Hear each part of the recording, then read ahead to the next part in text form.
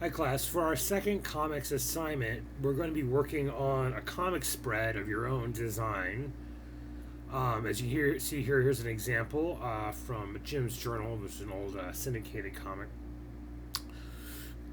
The comic spread design relies heavily on design theory, in particular the concept of closure. Closure comes from Gestalt theory, design Gestalt theory, which is related but not identical to Gestalt theory in psychology and other areas. Basically, Gestalt psychologists believe that the brain tends to perceive forms and figures in their complete appearance despite the absence of one or more of their parts. We've talked about this before when we were talking about your composition projects, and this is especially true when it comes, for example, the gutter of comics. The mind fills in the blank between one frame and the next frame of the sequential narrative. There are, of course, many other aspects to Gestalt theory. I encourage you to look those up on your own.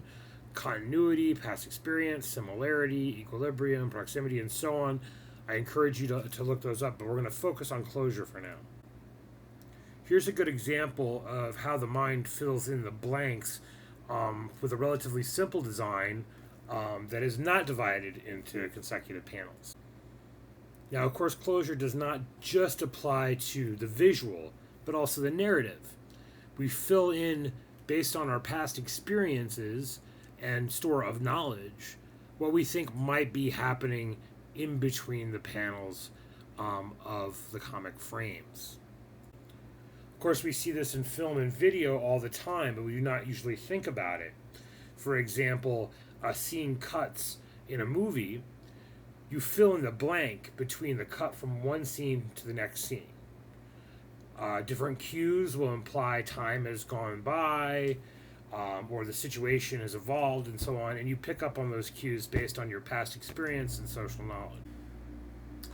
Early movies emphasized continuity between shots. So, for example, most early movies presented things more like a play that happened to be filmed. Here's some examples from The Voyage to the Moon by Georges Méliès.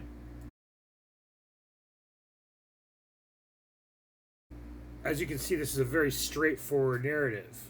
The gun is pointed at the moon, it shoots the rocket at the rocket hits the moon. But of course, film became much more complicated fairly quickly, as well as other kinds of sequential narrative. This especially changed in the 1920s. The filmmaker Sergei Eisenstein used seemingly disjointed consecutive shots to show something that might otherwise be impossible to show. He called this concept montage. I will post separately the link below, since this isn't a live slideshow but a video, and I encourage you to check out the video there as preparation for this project. The gutter in comics is about closure as well as time, change, and motion. Like early film or in Eisenstein's montage, this can show a fairly straightforward series of events or actions, or communicate more complex ideas by juxtaposing different images. This happens at a formal visual level as well as a narrative level. Or as McLeod puts it, if visual icons are the language of comics, closure is the grammar. In film and video, the transition from image to image at 30 or 60 frame rates per second happens for us almost automatically, but in comics we more actively participate. So here is a good example of closure in between the gutter of these two frames above. You see someone coming with an axe at another person. You don't actually see the outcome, but you fill it in yourself in your head. And in essence, you kill the character that is being murdered in this narrative. Now, McLeod talks about some different ways to go from frame to frame. One of these is movement to movement. Here is a scene from The Watchmen by Alan Moore, Dave Gibbons, and John Higgins from the 1980s. As you can see, the movement within each frame is set to take you across the page and back again to keep your eye focused on the narrative as a whole, on the visual narrative as a whole. Here's another example of movement to movement from EC Comics' Two-Fisted Tales, number 25. As you can see, the very minute details of movement from one panel to the other carry you through the page and the sequence. Or a panel can go from action to action. These are distinct actions, not one continuous set of movements. So, from this comic, Taint the Meat, 'Tis the Humanity from EC Comics' Tales from the Crypt, published twice, once in the 40s and in the 50s, you have a butcher running into his house after having sold tainted meat, telling his wife, and then you have him grabbing her and shaking her to talk about the people who have died because of his tainted meat. Or you can have subject to subject. And of course, the subjects, you cut to one and to the other, are going to relate to each other. So take this image from the comic book, one of the first revisionist Batman comic books, The Killing Joke. You have the gun being pointed at the person, but you don't actually see that. You see the gun, you see the person's response to the gun. Or you can cut from scene to scene. For the example, in these panels from EC Comics Judgment Day. The first two panels show, at the top, show the two main characters talking to each other, but then it cuts to a completely different scene in outer space, and then inside the rocket ship. We fill in the blanks. We know that the rocket took off, we know that the doors closed, we know that we're inside the spaceship, not outside, because of our past experience with this kind of subject matter and with everyday life. Less frequently seen is aspect to aspect, but this can cut from subjects that are related to each other as they develop, as in this comic book, from this comic, the quote-unquote Master Race from EC Comics. Most uncommon, but very interesting when done, is the non sequitur.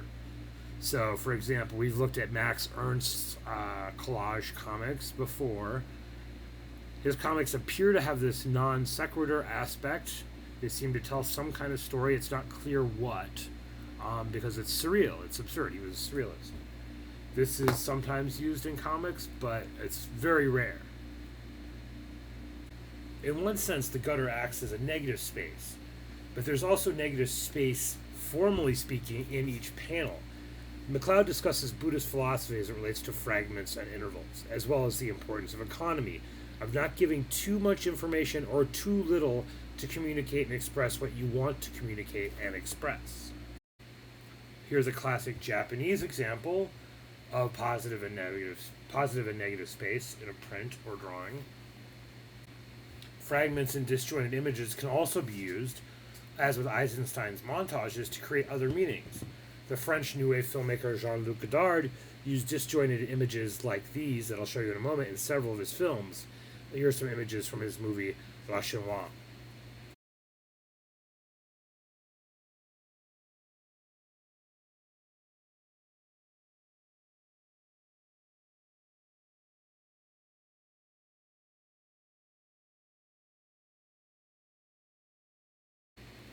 It's important to remember that comics are subtractive as much as additive. This is true about the number of panels, in terms of being economistic and giving as much information as you need to without giving too much, as well as within panels. This is also related to the question of realism versus abstraction and the spectrum between the two. As McLeod puts it, in the gutter, the reader is free, and then is caught again in the next panel, freed and caught again. It's almost like a rhythm. Of course, it isn't necessarily the case that each panel represents a specific moment in time alone. Time can also happen within panels. So take this comic panel. Convention has us read this from left to right, and also see time pass from left to right. Economy matters in particular in the relationship of time to panels and gutters. Too few panels and you might not be as clear as you want, too many and you muddy the action, plot, etc. These aren't hard and fast rules. It is ultimately a negotiation between the artist/writer and the reader/viewer. Unless you have a particular reason, you don't want to do like they did with these early photographs when they were first mapping out human movement for the first time, and show every minute detail, unless you have a really good reason for doing so. The way closure works is your reader/viewer will fill in these blanks, generally speaking. And of course, we've come up with symbolic conventions to communicate things like motion. For example, in this comic panel, pair I showed you earlier, where Mr. Gristle is moving into the door. You can see the white lines coming from his leg to indicate movement. And then you can see the vibratory sort of lines surrounding his head and Mrs. Gristle's body as he shakes her. Of course, it's important to think about formal composition as well, both within a panel and across multiple panels that are next to each other. These formal elements both work on your eye movement as well as your associations with meaning. So you might be familiar with this abstraction of the lost meme from 10 or 15 years ago now. Here's its origins.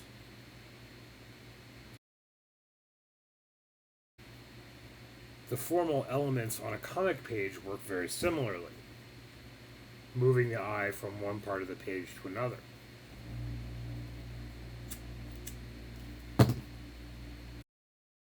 Here's the page from The Watchmen we looked at earlier. You can see how the formal design elements reinforce the narrative movement and visual movement. Or look at this spread from Judgment Day. You can see how the character on the left exiting the spaceship is looking to their right, or to our right.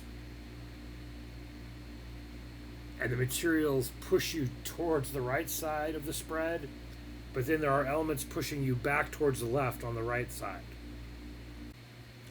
All right, comic assignment number 2. You're going to design a 4-panel spread using the character you developed in the last project. And it is very important before you start this project that you turn in the previous project so I can comment on it and help you out before you start this one. You're going to have to decide 2 major things: what style to use, whether you're going to do realism, stylized, or cartoon along that spectrum we did for the first project. What kind of transitions to use: movement to movement, action to action, subject to subject, scene to scene, aspect to aspect, or non sequitur. In addition, you'll need to develop a compelling overall composition that works visually while reinforcing your narrative or concept.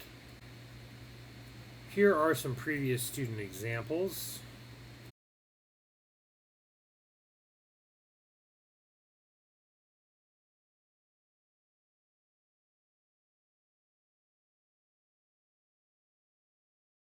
First step, you should read McLeod chapter 3 and 4, and you should send me a note and sketch of your idea for this drawing to my university email address before you get started on the final project. The final project should be done in pencil and then pen and ink in black and white. I will post the assignment sheet for this on Web Campus by Wednesday, April 8th. If you have any questions at all, please see the sheet. Please email me. We can also talk about it during our individual scheduled meetings. Be sure to sign up for those.